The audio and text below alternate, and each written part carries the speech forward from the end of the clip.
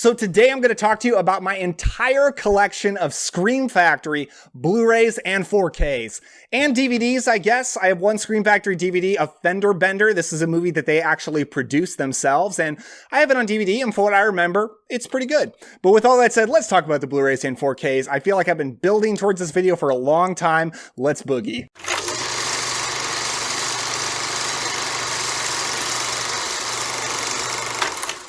What's going on, my friends? Welcome again to the COBWEBs channel. My name is Daniel, and I've got all my Scream Factory shelved on this shelf right over here. So I'm going to be taking them down shelf by shelf, show you everything that I got. So let's do this. Got some big box sets here. First of all, I've got Friday the 13th box set. For my money, the best box set they have ever done. I absolutely love this thing. I love that all of the Blu-rays are shelved individually in there. My favorites are part 2 and part 4, but I'm also a big fan of part 6. It was the first one that I ever saw, Jason Lives, and I just love this, everything about this box set. Absolutely beautiful. Scream Factory did an amazing job. I don't know if they'll ever do anything like this again, but we would be lucky if they did. Then I've got Creepshow, which they just released on 4K, but I love this. I absolutely love this hard case. You slip the actual disc out there. You've got another awesome cover. This is just one of my favorite releases that they've done, and I absolutely love this movie. It's just an incredibly fun one. This is one I actually thought was going to sell out, and I found it at a local store, and I felt so lucky, but then it didn't actually sell out, but I'm super happy to have it. Next up, we've got the Critters collection, which I picked up because it was going for a super cheap price recently. It might still. You can check it out if you're interested. Critters is a decently fun movie. I like Critters 2 a little bit more, and I haven't seen Critters 3 or 4 yet, but yeah, pretty cool that I own them all in this nice box. And then I've got the Omen collection, which I am a huge fan of the original The Omen, starring Gregory Peck. I think it is one of the top 1970s satanic horror films, and that was a premier decade for that genre, and The Omen's one of the best. And then I've seen The Omen 2, and it's okay, and I haven't seen 3, 4, or the remake yet, so might have to dive into the set a little bit more over this particular Halloween season. Next, we're going to start diving into my slip-covered editions. I do shelf my slip-covered editions separately from the non-slip-covered. I just think it looks better that way on the shelf. But these aren't all of my collector's editions because I do have collector's editions without the slipcover as well. But here's the slip-covered editions. I've got Alone in the Dark. This is one that I pre-ordered, and I don't pre-order from them very often because that's the most expensive way to go. This is a movie that I'd wanted to see for a long time. It is an 80s slasher movie that I always heard was great, and it did not disappoint. I really enjoyed it. It's a solid slasher movie, and it has amazing like fall, autumn vibes to it. This is actually one that I could have included on my autumnal movies recommendation video that I did recently, but I'll probably do another one of those videos next year, and I'm sure I'll include Alone in the Dark because it's a great one for that. Then we've got April Fool's Day, which is a fun little 80s slasher movie that isn't what you think it is. It's called April Fool's Day. I really enjoy it for the cast, like Deborah Foreman and Amy Steele. It's just a fun one. Then we've got Army of Darkness. This is one of the early horror films that I saw because my dad showed me all the Evil Dead movies, and I actually got the chance to see this in a theater with my dad too. And it's one of the funniest times I've ever had in a theater. This movie is just so hilarious. It's so much fun. Then we've got The Autopsy of Jane Doe. And I need to rewatch this movie because I watched it with some friends, and I remember I was in a text argument with my girlfriend, who is now my wife actually, so it turned out okay. And I didn't pay attention to the movie at all because we were like arguing over text. I have not the slightest idea what we argued about, and I don't know very much about this movie even though I sort of saw it. So I need to watch it again. Too much personal information? Whatever. Let's see. Brides of Dracula, Hammer film, one of my favorite Hammer films. This is the second Dracula movie that they put out, and Dracula is technically not in it. You got the brides, and you've got this guy right here. But it's an interesting choice for a Dracula sequel because it continues Peter Cushing as Van Helsing instead of Christopher Lee as Dracula. And it's a great Van Helsing versus vampires movie, and I was so excited when Scream Factory put this out. And man, I love having this. Then I've got Candyman, which is a terrific 90s horror film, kind of gothic. And Candyman, he's like Freddy Krueger meets Count Dracula, a really cool horror character with a great design, great performance by Tony Todd. I'm a big fan of that movie. It's also, I'm going to mention my wife again, this is the only movie I've ever showed her that scared her. Like, she's so hard to scare with movies. Like, she's super brave, but this movie terrified her when I showed it to her. So that was fun. I enjoyed that. The Company of Wolves, their 4K release, one of my favorite werewolf movies, one of my favorite movies to ring in the autumnal spooky season. And if you want to hear me talk about this more, I've got a video review on this movie and this 4K release on the channel. Then I've got The Curse of the Werewolf, another one of my favorite werewolf movies. This is a Hammer film starring Oliver Reed as the werewolf, and it's weird. It's very strange for a werewolf movie. It's nothing like you would expect, but I am just kind of enthralled by it from start to finish. I'm a huge fan. Deadly Blessing, underrated Wes Craven movie for me. I really enjoy Deadly Blessing. It takes place out on a farm, and I like that sort of a rural farm atmosphere to a movie. And it's got this like cult called the Hittites that are led by Ernest Borgnine. They have the aesthetics of Amish people, but they're not Amish. They're scarier, much scarier. And there might be some kind of demonic thing going on called the Incubus that they're really scared of. Really underrated Wes Craven movie. It's also a really early movie for Sharon Stone as well, which is pretty darn cool. And then more Wes Craven. These happen to be shelved together alphabetically because he's got two Deadly movies. We got Deadly Friend, which is a Wes Craven movie I like even more. I am a huge fan of Deadly Friend. It's such a fun 80s suburban teen horror movie in which this kid, he builds a robot and then he kind of falls in love with Christy Swanson, but maybe something happens to her and maybe he needs to use his robot skills to bring her back to life. It's pretty crazy and I really enjoy it. That's it for that shelf. Let's dig into the next one.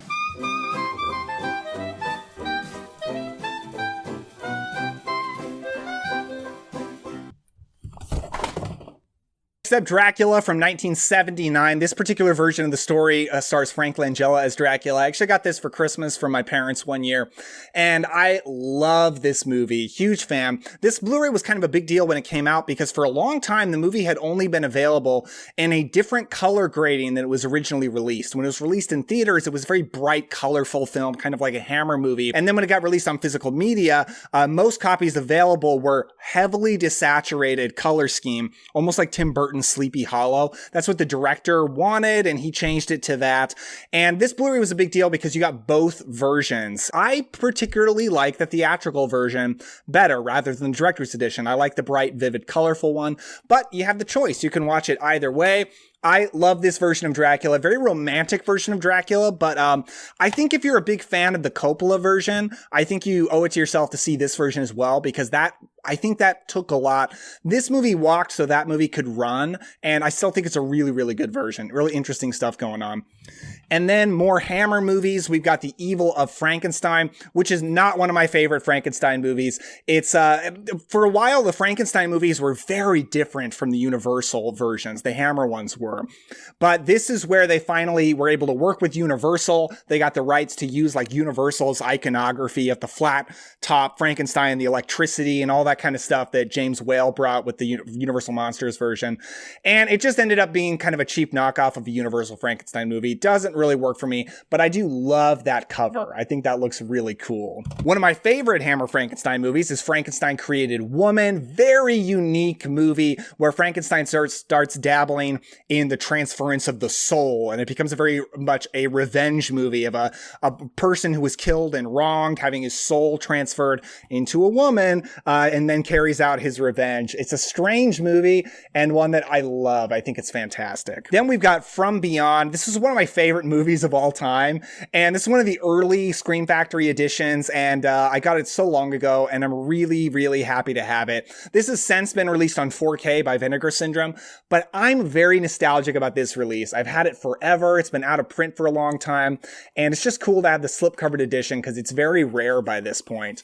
And it's a Stuart Gordon Lovecraft adaptation, and it's really one of my favorite movies of all time. Then we've got John Carpenter's Halloween. This is the only one of the Scream Factory 4K Halloween movies Blu-rays that I picked up. They've released most of the franchise by now. Most of them, I didn't feel the need to upgrade to 4K. I'm happy with the versions I have. But for the original, I did get the 4K. Then we've got The Haunting of Julia, also on 4K, a movie I've been wanting to see for a long time, but hadn't really been available for a while. It's a 1970s haunted house movie starring Mia Farrow after she did Rosemary's Baby. And it's a spooky haunted house movie, very atmospheric, not amazing, but I've actually got a video on it on the channel, so you can check that out. And then we've got The Howling. This is special to me because this is actually the first Scream Factory Blu-ray I ever bought. Scream Factory was the first boutique label I ever got into, and it's because I saw The Howling at the store, and I just thought the cover looked cool. I was really intrigued by it. I just wanted to see that movie, so I bought it, and I enjoyed the movie. This is actually not one of my top favorite werewolf movies. I don't think I love it as much as its biggest fans do, but I do enjoy it. I think it's pretty fun. It's got great werewolf effects, and it's very special to me because it is my first Scream Factory Blu-ray I ever bought. It kicked off my biggest boutique label collection that I have. John Carpenter's In the Mouth of Madness, one of my favorite movies of all time, one of my favorite Carpenter movies, kind of a Lovecraft adaptation loosely, but really heavy kind of Lovecraft themes going on with Sam Neill, and it's so good. It's so good. If you haven't seen it, my gosh, watch it. And then we got Invasion of the Body Snatchers, another one I'm really happy to have because this has been out of print for a long time, and Kino Lorber released it on 4K, but I just like having these old school, original, slip-covered edition Scream Factory Blu-rays. It's a point of pride. And this is a pretty good movie. I like it. I don't like it as much as the 50s version. The 50s version is my favorite, but this is pretty good. I like it. It's good stuff. Then we got Kiss of the Vampire, which is a Hammer film. Not one of the best Hammer films, but a good one. I enjoy it. A good little vampire cult movie that has a pretty banger finale involving a lot of bats, which is pretty fun. I just love picking up these nice editions of Hammer films because I'm such a big Hammer fan. And then we got a collection, the Larry Fessenden collection. I need to dig into this more. I've watched Habit and Wendigo. Like Habit, love Wendigo. But Larry Fessenden is just a really interesting indie filmmaker who's been in the indie horror business for a while. And he seems like a good guy. And I'm happy to have his movies. And then I've got My Bloody Valentine, one of my absolute top favorite slasher movies. And this release was a huge deal when it came out because I had only seen this movie like on Tubi, I think, streaming with ads. And when they released this, they released it uncut. There's the theatrical version and the uncut version. The uncut version is incredible. Just some of those amazing gore effects you'll ever see in an 80s movie or any movie for that matter. And the footage that they restored looks so good. It's like seamless. So this is a fantastic, fantastic release. Absolutely love it. And I love this movie. Great slasher film. Then we've got Ninja 3: The Domination, wild, crazy canon movie that is fun. It's part of their Ninja trilogy they did. And it involves demon possession and ghosts and ninjas and action. It's crazy. It's a weird little movie. And we got Paul Naschy collection. I think they've released 2 Paul Naschy collections, but I only have this first one. And really enjoyed Paul Naschy movies. A Spanish filmmaker who kind of made like Hammer horror-like movies, but like knockoff versions. He was obsessed with the classic monsters and played a lot of them. My favorite movie on here is Night of the Werewolf, which is a great werewolf and vampire movie. But Horror Rises from the Tomb, it's a pretty good time too. So that's a good one. Hammer's version of The Phantom of the Opera. This is my favorite version of The Phantom of the Opera. I love it. I love how it depicts the Phantom. I think his mask that covers his whole face looks really cool. And this takes some liberties with the story, but does it really, really well. I think it's great. Poltergeist 3. I don't really like this movie very much, but I actually won it in a contest that dailydead.com did. They're a horror website and podcast. They did a contest to win this Blu-ray and I won, so I got it for free, and that was pretty cool. I'd never seen the movie at the time, but I watched it and I didn't really like it very much, but I want to watch it again because there are a lot of people that really, really love this movie, and I want to give it another shot. Poltergeist 3. Then we've got Prince of Darkness, one of my favorite John Carpenter movies. Absolutely love it. It's a really interesting kind of scientific exploration of the devil and ultimate evil. And for my money, it's the scariest John Carpenter movie. That's my 2 cents. Pumpkinhead. Man, do I ever love Pumpkinhead. This is another one that would go really well on the list of autumnal horror movies. This is a great one to watch during this particular season. Great. Look how great that cover is. You got pumpkins. You got him with a pitchfork. The Pumpkinhead monster looks amazing. This is one of the few films directed by legendary special effects artist Stan Winston, starring Lance Henriksen, and it's just a great tale of witchcraft and revenge and monsters. And then we've got Pie Wacket. This is a movie that I thought was okay, but I bought it because Scream Factory was selling it in a sale for $5. Getting a Scream Factory Blu-ray for $5, that's kind of hard to pass up. This is a witchcraft movie, and as you guys know, I'm a huge fan of witch and witchcraft movies. I made a video on it, and this is a modern witch movie that I should watch again, especially now that I've gotten really deep into that genre. Then we got the 4K release of Return of the Living Dead, an amazing 4K release. You may notice that, like, I don't upgrade a lot of these to 4K because I would usually always rather buy a movie that I don't have rather than upgrade a movie I already own, because I just want to own and watch more movies. But this is one that I did pick up the 4K of because I had an old basic Blu-ray of it, and the 4K looks amazing. Like, this is a really good argument for somebody who wants to, you know, buy a lot of Scream Factory 4Ks. I'm not doing that quite yet, really, but that's a great one. Silver Bullet. This is one they're about to release on 4K. They just announced it, actually. One of my favorite werewolf movies. Absolutely love it. Stephen King adaptation. It's got Corey Haim. Great small town Stephen King atmosphere, and a pretty good werewolf. Not the best werewolf, but I love the characters in this movie. And then we've got Sleepwalkers. More Stephen King. I love this movie. I don't care what anybody says. I know it's silly. I know it's goofy, but I love it. It's cats. It's weird family relationships, to say the least. A lot of let's see, cameos from a lot of horror people like Tobe Hooper. It's a good one. I'm a big fan. Tales from the Dark Side, the movie. Okay. One of my top favorite horror anthologies of all time from 1990.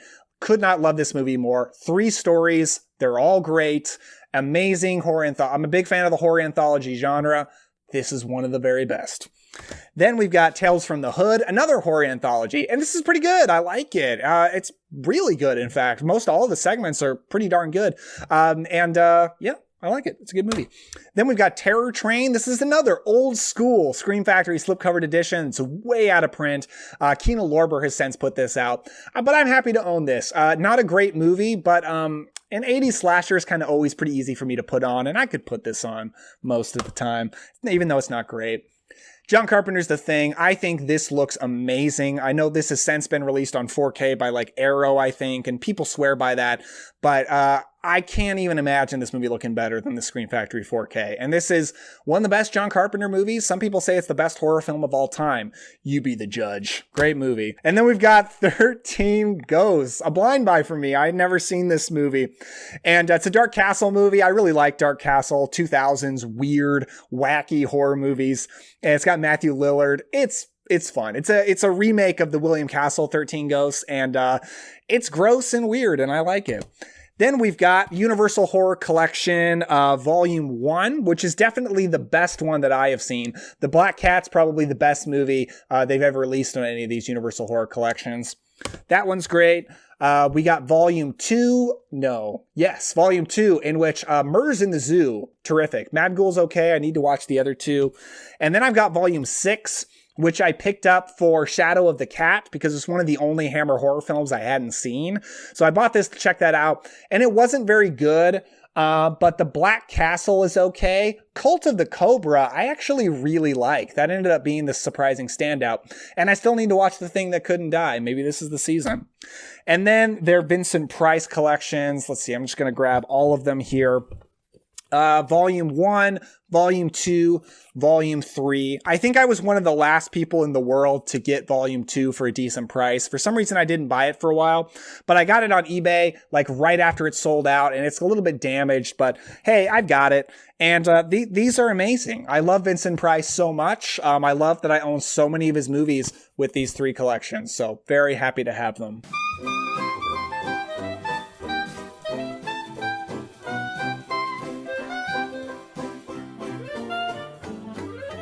We're now finished with the slipcovered editions. Now time for the non-slipcovered. And this is where I think it gets interesting. This is where we get some weirder stuff. I'm excited.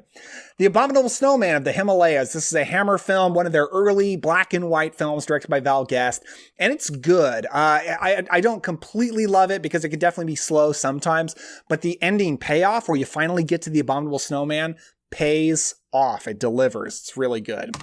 Then we've got Ambulance. This is a Larry Cohen movie. Kind of more of an action thriller than a horror movie, but it's starring Eric Roberts with the most epic mullet you've ever seen. And there's a crazy ambulance driver, and I guess he's got to stop him. I haven't seen this in a few years, but I remember it being decently fun. I've got the Steelbook for John Carpenter's Assault on Precinct 13. This is actually one of my favorite Carpenter movies, and it's my favorite John Carpenter action movie. I absolutely love it. Then we've got The Babadook. Yeah, The Babadook, which is a pretty classic modern horror film at this point. Really legendary. This movie blew me away when I first saw it. Scared the hell out of me. And I haven't seen it in a few years, but I remember this being a very good movie. I loved it back in the day. Backcountry. This is another modern horror film. This is interesting because the first third is set up of a couple going out to go hiking in the woods. The next third is them getting lost in the woods, which is terrifying. It's a horrifying scenario. And then the final third, a bear shows up and they got to deal with that. And it's pretty terrifying. I think it's a really good movie. Then we've got, this is probably the most legendary of all of Scream Factory's double feature discs, Bad Dreams and Visiting Hours. Bad Dreams is a Nightmare on Elm Street knockoff, probably. It's usually known as that, and it's usually people's favorite Elm Street knockoff. I like it. I don't totally love it. But Visiting Hours is a brutally intense Canadian thriller that's got Michael Ironside as a pretty psycho killer, and it's really good. Intense movie. Beyond the Gates, big fan of this movie, another modern horror film. Indie little 80s nostalgia horror film, but deals with nostalgia, I think, in an interesting way that serves the story. And it's got Barbara Crampton and a haunted VHS board game. It's fun. Then we've got Black Christmas, a legendary Christmas horror film. Many people would say probably the best Christmas horror film. I haven't seen it in many years. I need to rewatch it this season, but I remember I loved it back in the day, but I need to watch it again. Then we got Blackula and Scream, Blackula, Scream. Blaxploitation films from the 70s capitalizing on the vampire craze. The thing is, the guy who plays Dracula in this, who is William Marshall, that's right.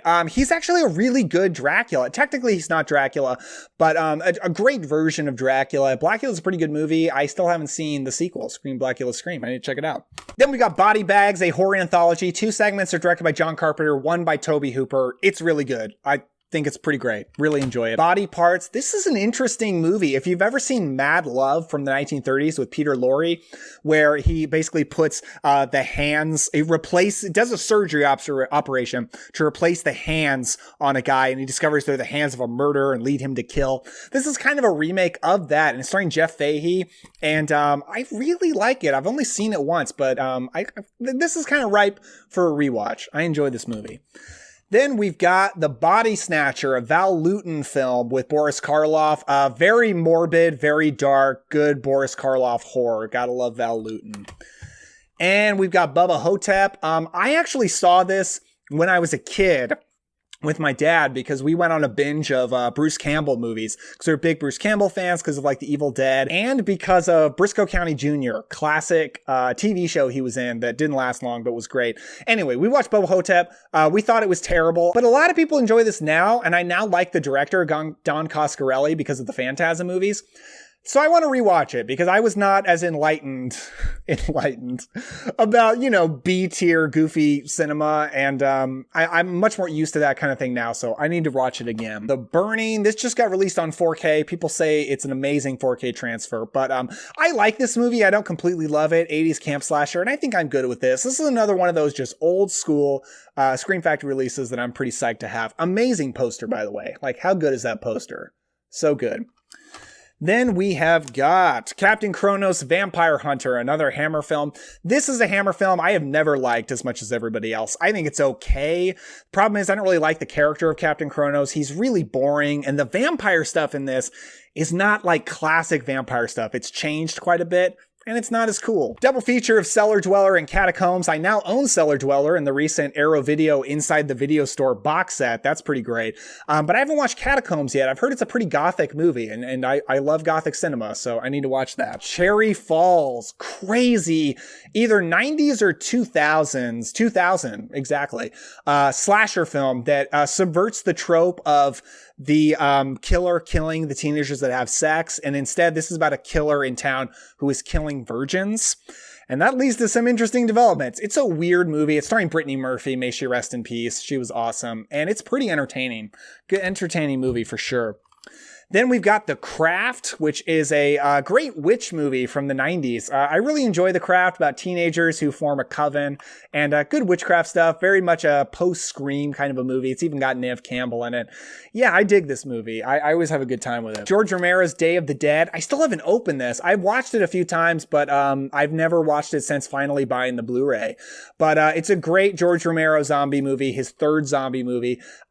Over the past couple of years or so, I'm really realizing how much of a huge George Romero fan I am. I love him, and this is a great movie. Die Monster Die. This is a Lovecraft adaptation from the 1960s. AIP made some Lovecraft adaptations. It's actually based on Color Out of Space from Lovecraft. And I watched this once. I did not like it.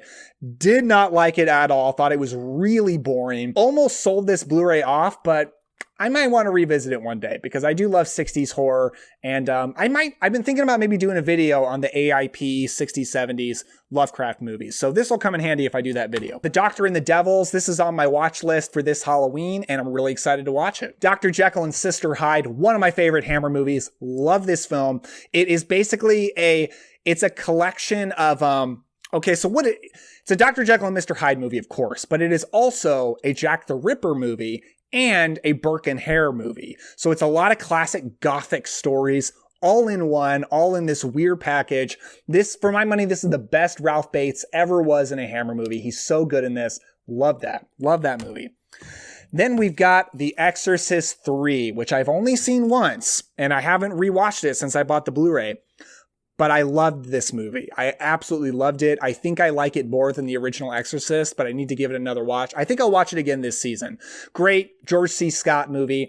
The problem everybody talks about with Exorcist movies is they're all kind of the same. They never do anything different.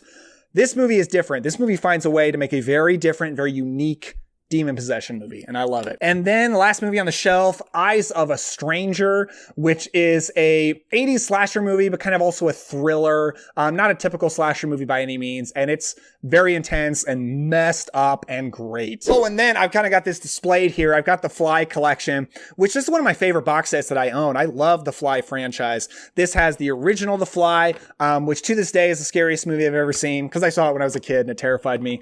The two sequels to that movie, including the highly underrated, can I get it out of here? Oh my goodness, there we go.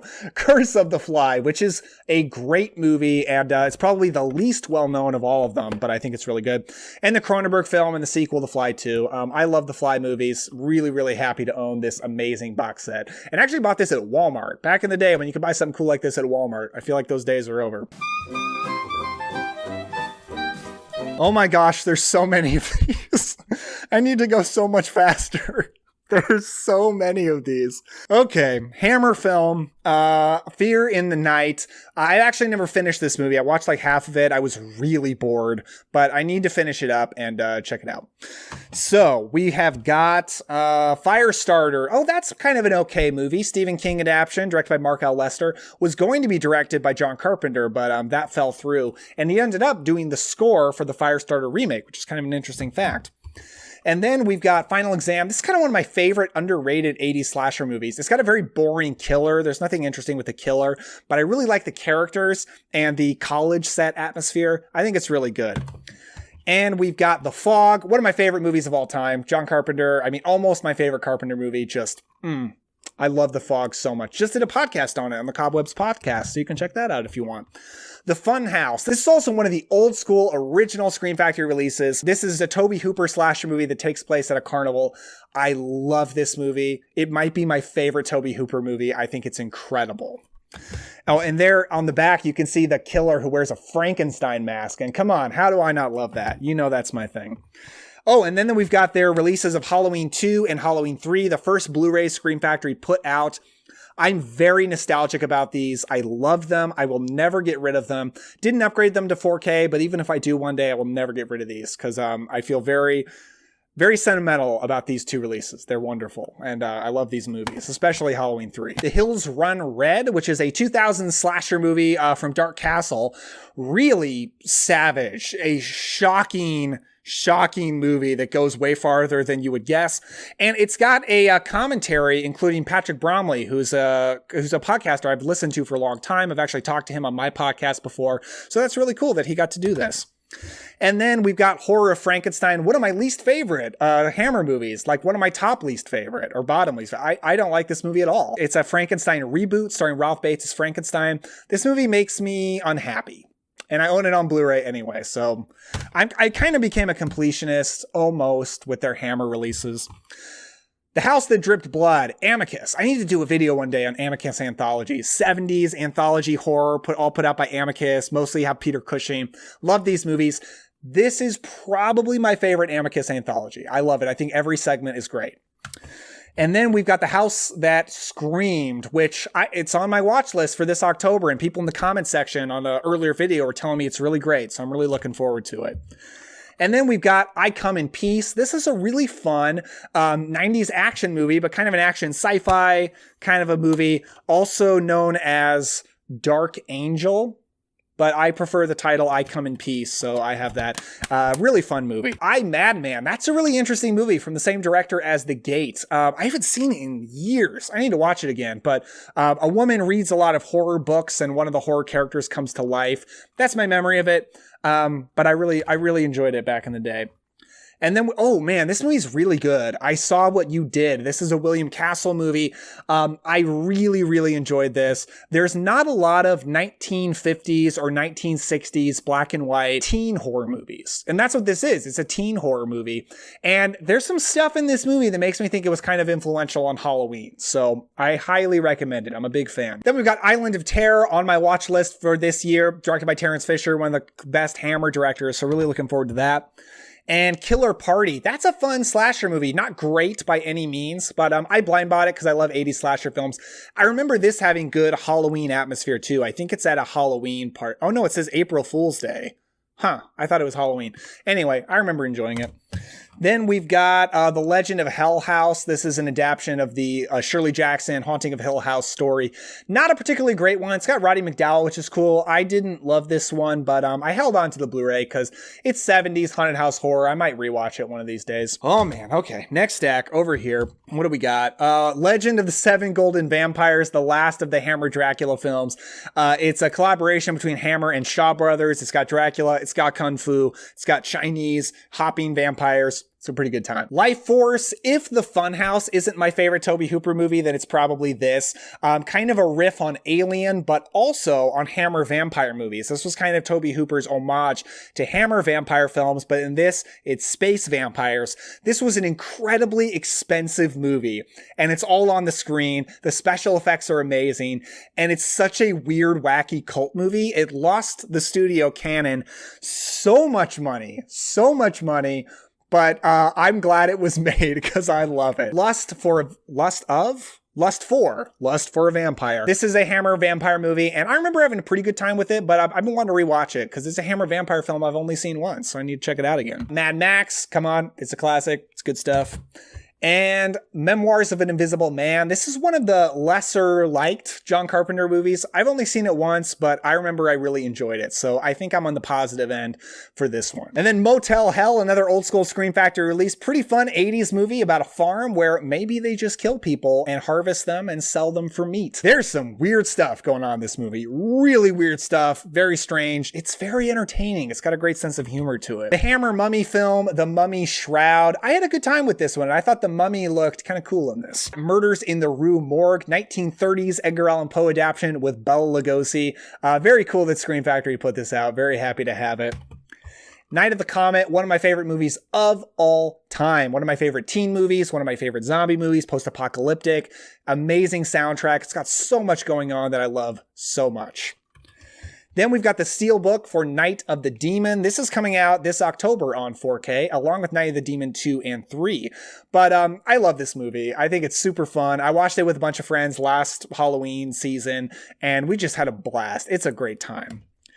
Then we've got Night of the Creeps. That is one of the most classic 1980s college set zombie. This movie's got so much going on. It's got zombies, aliens, Tom Atkins. It's a classic. Oh my God. Okay. The Night Walker. This is a William Castle movie and probably my least favorite William Castle movie I've seen. I thought this movie was so boring, like crazy boring. But I held on to it because I love William Castle and black and white horror, and it's got Barbara Stanwyck, so maybe second time was the charm. I rewatch horror movies a lot, even when I don't like them very much, because I just love this genre. Anyway, we've got Nightmares. That is a anthology that I just saw recently, and I thought it was decent. I thought it was pretty good. If you want an anthology, I can't go wrong with this one. Oh man, this is so good. Nosferatu the Vampire. This is a remake of the classic 1920s adaptation of Dracula, Nosferatu. This is Werner Herzog's remake, starring Klaus Kinski as Dracula. And it's amazing. Like, I think I like it even better than the original. I know that's crazy, but it's a gorgeous movie that does really interesting things with the Dracula story. And Klaus Kinski is a fascinating, very depressing version of Dracula. And then we've got The People Under the Stairs, amazing Wes Craven movie. I just love it. I love it so much. And that's an amazing poster right there. Phantom of the Opera with Robert Englund. I wasn't a big fan of this one, but I might check it out again one day because it's 90s gothic horror, Robert Englund, and it seems like something I should like more. So maybe second time will be the charm with that one too. And then we got Plague of the Zombies, one of my favorite movies of all time. Hammer film, one of my top favorite Hammers. They only made one zombie movie, but when they did, it was amazing. And it came out 2 years before Night of the Living Dead. So I think this movie deserves more credit for creating the modern zombie genre. Not as much as Night of the Living Dead. It's not at that level, but I think it deserves more credit. Psycho 2 is amazing. Love it so much. It's so good. And then I've got Psycho 4. I don't have Psycho 3 because I picked these up for a great deal and I haven't gotten Psycho 3 yet. I might get that Arrow 4K box set. I haven't decided. But Psycho 4 is not great, but it's a movie I own. So there you go. Last shelf, people. We're in the home stretch. Let's get going. We've got Quatermass 2. Oh man, I haven't watched this yet. I need to check it out. This is one of the only Hammer horror films at least, that I haven't seen. I've seen the other two Quatermass films, not this one. Quatermass in the Pit, the third Quatermass film, is definitely my favorite of the two I've seen. It's great. It's a fantastic science fiction movie with Andrew Keir and Barbara Shelley. Great cast, great ideas, really interesting. Ravenous. This is an interesting movie. This is a 90s, I believe. Yeah, 1999 Civil War kind of era set period piece horror film with cannibals and they're out in the woods and it's really cool. One thing that really blew me away about this movie is I knew what it was about, and by about 45 minutes into the movie, everything that I expected to happen had happened. And from there, I had no idea where the movie was going, and where it went was really interesting. Okay, Hammers, The Reptile. That's a pretty fun monster movie. And it's got a female reptile monster in it, which is cool. It's really good. And then we've got The Resurrected. That's a Lovecraft adaptation with Chris Sarandon. It's one of the only other films directed by Dan O'Bannon other than Return of the Living Dead. And it couldn't be different from that movie. It's very grim, very serious. A lot of gross, creepy special effects in this one. The Return of the Vampire. This is a cool movie that I discovered because of this Blu-ray. This is the 1940s, I believe. 1943, horror film with Bela Lugosi as not Dracula, but basically Dracula. So it's kind of feels like a Dracula sequel. It's got a werewolf in it too. That's like his minion. It's pretty good. I like it. And then we've got Scars of Dracula, one of the Hammer Dracula films. Certainly not a great movie. The series was going downhill by this point, but I still have a soft spot in my heart for it. Shocker. I really enjoy Shocker. Wes Craven kind of trying to recapture the magic of Nightmare on Elm Street. And he definitely didn't do that, but he made a pretty darn fun movie. And then Silent Night, Deadly Night, really enjoy this. Saw this for the first time last Christmas season, finally.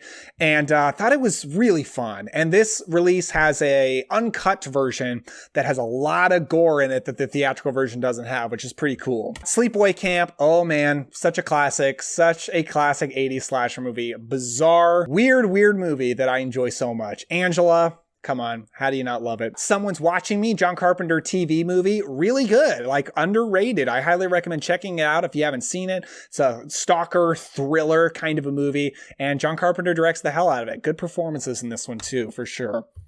Starman, one of my favorite Carpenter movies. Just a beautiful, hit you in the heart kind of movie that just works for me on like every level. Then we've got Strays. This is another TV movie, weird TV movie from the 90s. It's basically arachnophobia, but if the spiders were cats, stray cats. So wild, wacky movie. I really enjoy it.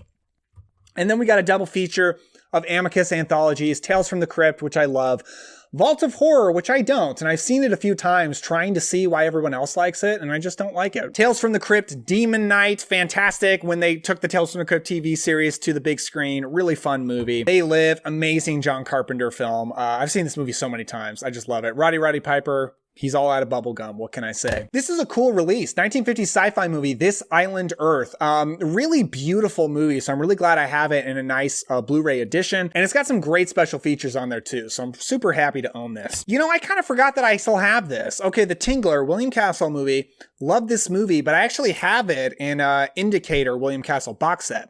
So I guess I have this movie twice. I kind of thought I got rid of this, but hey, I still have it. And I love the movie. It's Vincent Price.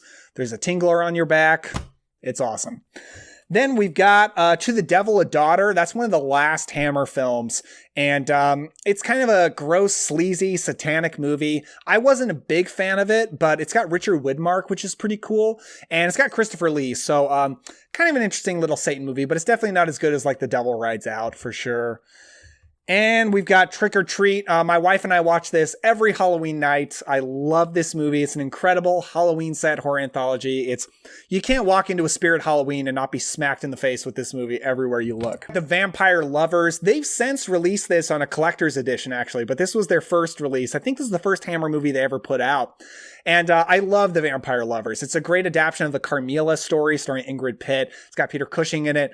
Incredible visuals. It's a really great vampire movie from the 70s.